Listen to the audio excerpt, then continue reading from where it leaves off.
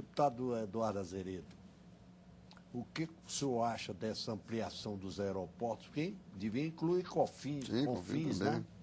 Olha, é o aeroporto de Belo Horizonte, que é um dos aeroportos grandes também. Sim, tem crescido muito o movimento. Quer dizer, realmente é verdade, o movimento cresceu em função do país estar crescendo, novas pessoas estão viajando.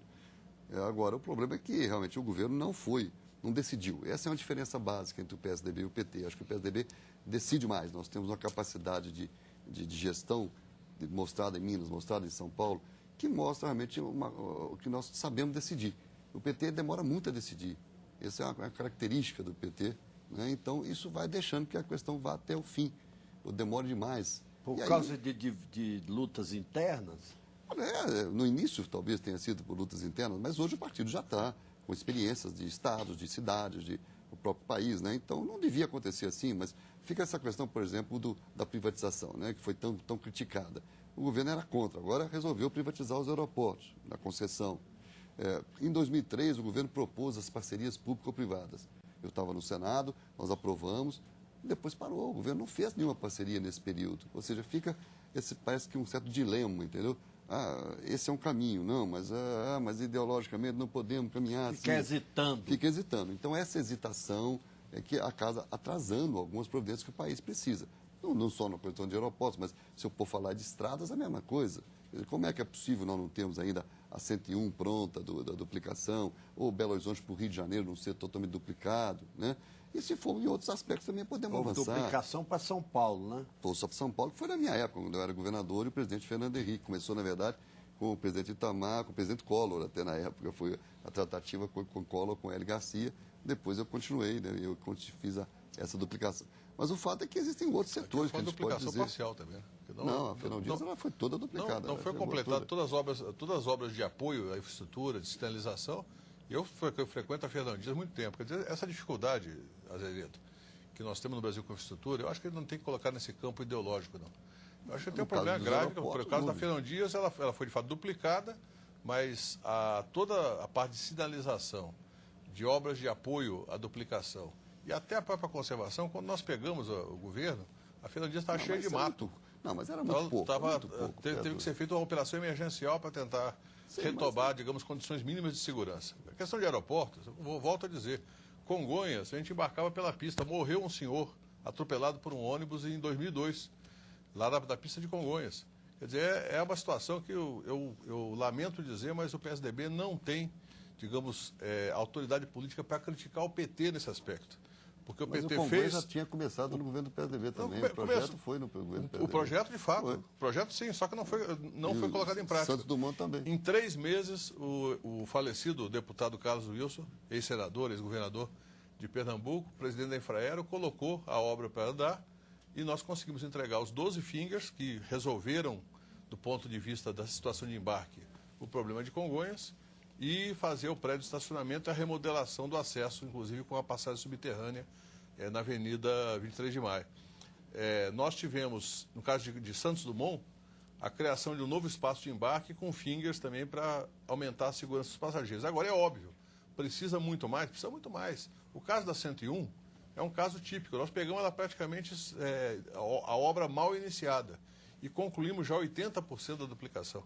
Tem um trecho que, lamentavelmente, tem um problema ambiental, que essa semana foi divulgado, inclusive, pela imprensa, que é o trecho da Serra do Cafezal, que ainda tem um problema ambiental para resolver. E que, lamentavelmente, eu acho que é um exagero, inclusive, das autoridades ambientais em relação àquela situação.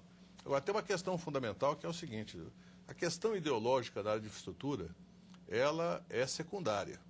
O PT, por exemplo, é contra a privatização de aeroportos, mas nós somos favoráveis à concessão de uma maneira que permita ter investimento e as empresas interessadas... O setor privado. Claro. Sim, mas a concessão... Não há problema nenhum. A concessão não é privatização. Porque a verdade é que o Estado brasileiro não tem dinheiro de estradas. Não, mas a concessão é uma privatização. Na verdade, a concessão, o patrimônio continua público. Sim, mas telecomunicações também tem sistema de concessão. Exatamente. Então, a concessão... Foi criticado pelo PT. A concessão... Não, o que nós criticamos é que foi feita a concessão do que já existia e o nível de investimento que foi feito, que foi comprometido no processo, foi inferior àquilo que a gente entendia que era correto.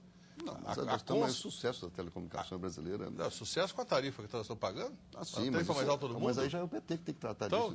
Não, tinha que tratar da concessão. Agora, com o vencimento dos contratos, quem sabe seja possível tratar desse assunto. Mas, de qualquer maneira, Zé, o importante é o seguinte, nós precisamos ter um grau de unidade, independentemente da disputa entre oposição e situação, claro. que se reflete, inclusive, nos governadores de São Paulo e Rio. São Paulo e Minas Gerais são governados pelo PSDB. Rio de Janeiro pelo PMDB. Bahia pelo PT e assim por diante. Então, nós precisamos ter um grau de unidade aqui no Congresso Nacional e entre governadores e presidente da República para esses dois eventos, Olimpíadas e Copa do Mundo, e para fazer a renovação da infraestrutura. Um país que cresce, como o Brasil está crescendo, evidentemente precisa de infraestrutura. Quem tem ido a shopping centers, que são empreendimentos privados, nos fins de semana, tem observado o seguinte, não tem vaga para estacionamento, o trânsito dentro do shopping é congestionado entre pessoas, por quê?